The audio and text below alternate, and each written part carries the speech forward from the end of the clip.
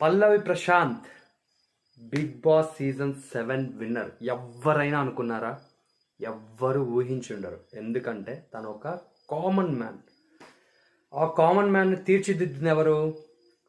మన శివాజీ గారు. నేను చెప్పా కదా, స్పై బ్యాచ్ ఖచ్చితంగా కప్పు మిగులుతుంది అనేసి. అట్లుంటుంది. ఏమన్నా డెడికేషన్, ఏమన్నా ఇదే అండి. శివాజీ గారు అసలు వేరే లెవెల్ అండి. హ్యాట్స్ ఆఫ్ టు శివాజీ గారు అండి. అసలు ఏం సపోర్ట్ అండి అది. టాప్ 3లో ఎలిమినేట్ అయినప్పుడు ప్రశాంత్ ఏడుస్తుంటే కాళ్ళు పట్టుకొని, అరే కప్పు మీలాంటి వాళ్ళు గెలవాలరా, నేనేంట గెలవడం అని చెప్పి అంత సింపుల్గా తీసుకెళ్ళడం అనేది అసలు మామూలు విషయం కాదండి. అది మామూలుగా ఎవ్వరికి రాదు అది, ఆ మెంటాలిటీ.